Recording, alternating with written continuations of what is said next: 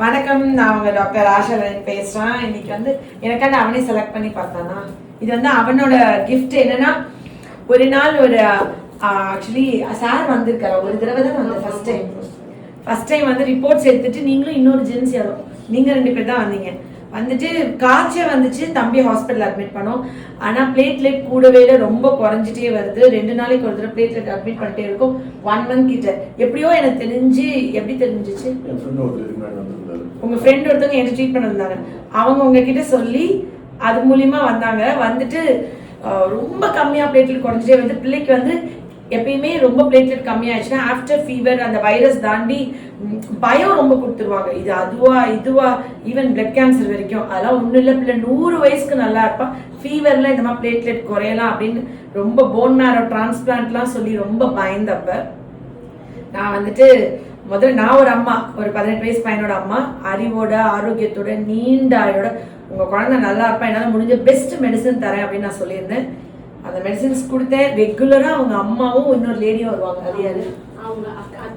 அத்தை, உங்க தங்கச்சி.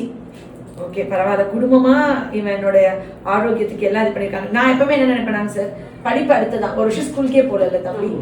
நீ மாஸ்க் எடுத்துக்கலாம் தம்பி, இப்ப எடுத்துக்கலாம், உட்காந்துக்கலாம் பின்னாடி. சார் கூட ஸ்டூல் எடுத்துக்கோங்க. எப்படி இருப்பானே நான் பார்த்ததில்ல, இன்னைக்கு தான் ஃபர்ஸ்ட் டைம் பாக்குறேன். ஓகே, ரொம்ப அந்த மாஸ்க் போட்டு இந்த ஏரியா மட்டும் கலர் மாறி இருக்கா? பழையபடி ஆயிடுவேன். 100 years நல்லா இருக்கும். அந்த டார்க் பிக்மெண்டேஷன்ஸ் வந்து ஆல்கலைன் பாஸ்பேட் கூடி இருக்கும் மேபி. ஓகே, அது வந்து ரொம்ப நிறைய பயந்து அப்புறம் பியூர் அண்ட் பியூர் ஹோமியோ மெடிசன்ஸ்ல இந்த என்ன கொடுத்துருக்காங்க நான் ஓபன் பண்ணணும். ஹோமியோ மெடிசன்ஸ்ல அந்த இது வந்து ரொம்ப ஸ்லோவா தான் இருந்தது. கிராஜுவல் என்டிஓ 1 year எடுத்திருப்பீங்களா?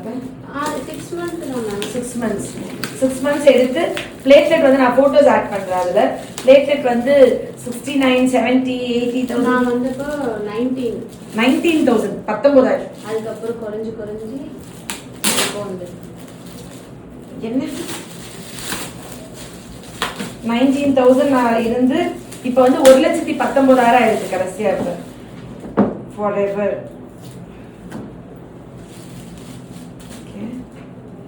Oh my god.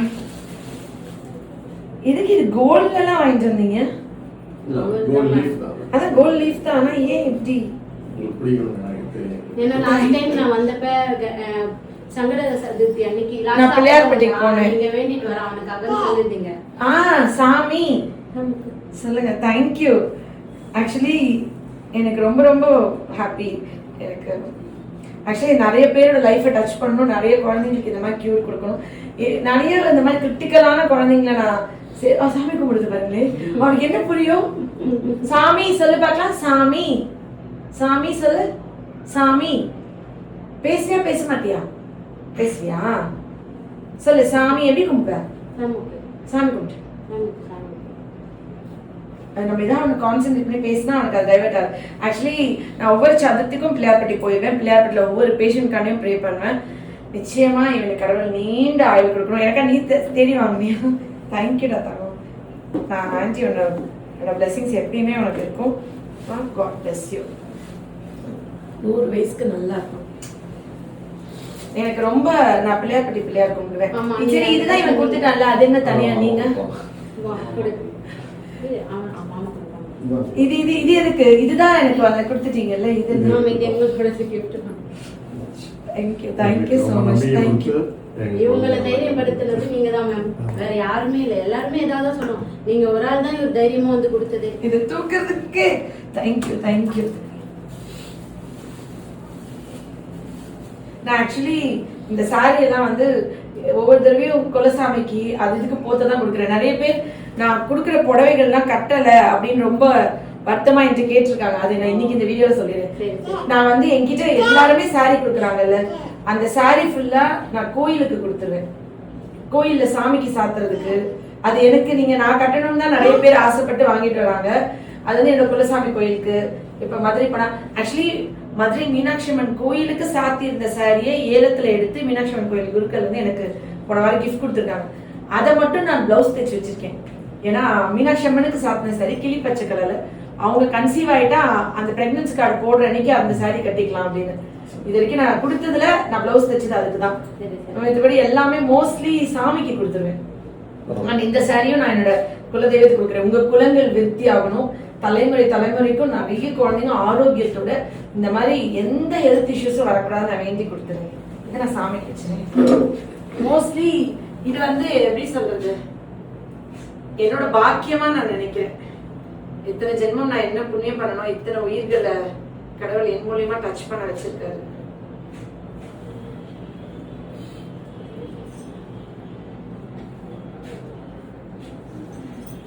சாமிக்கு வச்சிட்டேன். உங்க பூ சாமிக்கு போயிடுச்சு. Okay, thank you. இந்த பிளேட்லெட் ஆக்சுவலி கூட்டுறதுக்கு ஹோமியோபதியில ரொம்ப நல்ல நல்ல மெடிசன் இருக்கு. சப்காஸ் கண்டுபிடிக்கணும் first. If at all it is, இப்போ டெங்கு காய்ச்சலுக்கு அப்புறம் ஒரு பிளேட்லெட் குறையுது, ஒரு ப்ளீடிங் இதாகுதுன்னா ஹோமியோபதியில இருந்து மில்லிஃபோலியம்னு ஒரு மருந்து இருக்கு.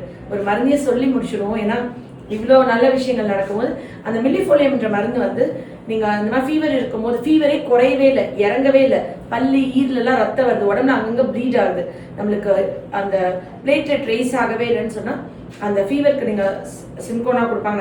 நிறைய டாக்டர்ஸ் நிறைய அவங்களுடைய கேஸ் டேக்கிங்ல மருந்து தருவாங்க. பட் காமனா கொடுக்கக்கூடிய மருந்து அந்த மில்லிஃபோலியம் அண்ட் எக்ஸ்ரே 13 ஒரு மருந்து. உடனே அந்த இது பிளேட்லெட் இன்க்ரீஸ் ஆக சப்போர்ட் பண்ணும். செல்ஃப் மெடிகேட் பண்ணாதீங்க. இதுக்கெல்லாம் மருந்து இருக்கு, எதுவுமே பண்ண முடியல, காப்பாற்ற முடியல டாக்டர் சொல்லும் போது நீங்க செல்ஃப் மெடிகேட் பண்ணிக்காம பக்கத்துல இருக்க குவாலிஃபைட் டாக்டர்கிட்ட போய் வாங்கி இந்த மருந்து உங்க குழந்தைங்களுக்கோ வீட்டுல இருக்க பெரியவங்களுக்கோ கொடுத்தா சப்போர்ட் பண்ணும். நீங்க ப்ளீஸ் உட்காருங்க. இந்த மருந்துகள் நீங்களா எடுத்துக்கிட்டு அது எவ்வளவு டோசேஜ் எடுக்கணும், எவ்வளவு டியூரேஷன் எடுக்கணும் உங்களுக்கு தெரியாது. குவாலிஃபைட் டாக்டர் எடுங்க. ஆனா இப்படி இருக்கும்போது இதுக்கு மருந்தே இல்லை அப்படின்னு யோசிக்கும் போது இல்லை இதுக்கு ஒரு மருந்து இருக்கு அப்படின்ற விழிப்புணர்வு தான். மோஸ்ட்லி நான் அலோபதி மருந்து எடுத்துக்கிட்டே, அலோபதி ஆங்கில மருந்துகள் சாப்பிட்டுக்கிட்டே தான் ஹோமியோ மெடிசன் சாப்பிட சொல்வேன். எல்லா கேன்சர் பேஷண்ட்ஸ்க்கும் அப்படிதான் சொல்வேன். எல்லா இந்த மாதிரி எமர்ஜென்சி கேஸ்க்கும் ஆங்கில நீங்க அட்மிட் ஆயிருங்க. தம்பியுமே கிட்ட ரொம்ப மாசமா ஹாஸ்பிட்டலே இருந்தார்ல. 11 months ஹாஸ்பிட்டலே இருந்தார். ஹாஸ்பிட்டல்ல 6 months இருந்தார். என்கிட்ட வந்தது கொஞ்சம் லேட்டா வந்தீங்களோ? எவ்வளவு மாசம் கழிச்சு வந்தீங்க? 3 months கழிச்சு. பிளேட்லெட் ஸ்டேபிளா நிக்க மாட்டேங்குது, ஏத்துனா உடனே குறைஞ்சிட்டே இருக்குன்னு சொல்லிட்டு 3 months ட்ரான்ஸ்ஃபியூஸ் பண்ணிட்டே தான் இருக்கோம். 3 months every weekly once R twice. First weekly dose இருந்தது, அது வீக்லி ஒன்ஸ் ஆச்சு. அதுக்கு அப்புறம் தான் இங்க வர ஆரம்பிச்சோம். அதுக்கு அப்புறம் இப்போ கடைசி எப்ப பிளட் ட்ரான்ஸ்ஃபியூஸ் பண்ணீங்க? 4-5 மாசமா பிளேட்லெட்ஸ் கூட ட்ரான்ஸ்ஃபியூஸ் பண்ணல. பிளட்டும் பண்ணல, பிளேட்லெட்டும் பண்ணல. நல்லா மெயின்டைன் ஆயிட்டு வராங்க. நல்லா இருக்காங்க. எல்லாமே சொல்லுவாங்கல்ல ஒரு கெட்ட நேரம், ஒரு பேட் டைம். இப்போ ஒருத்தவங்களுக்கு 40 வயசுல வரும், ஒருத்தவங்களுக்கு 18 வயசுல வரும், ஒருத்தவங்களுக்கு 60 வயசுல வரும். உனக்கு இந்த வயசுல வந்திருக்கு, இதை தாண்டிட்டேன்னா அடுத்து 100 வயசுக்கு நல்லா இருப்பேன்னு சொல்லுவாங்க. அந்த கண்டம் தான் எனக்கு கடவுள் நம்பிக்கை ரொம்ப வந்ததுக்கு அப்புறம் தான் இதெல்லாம் நான் பிலீவ் பண்றேன். நான் இந்த ஜாதகம்லாம் எனக்கு நம்பிக்கையே, ஜாதகமா நான் லைஃப்ல பார்த்தது கூட இல்லை. எனக்கு எழுதுனதுல என் பசங்களுக்குலாம் எழுதுனதே இல்லை. கடவுள் நம்பிக்கை உண்டு எனக்கு.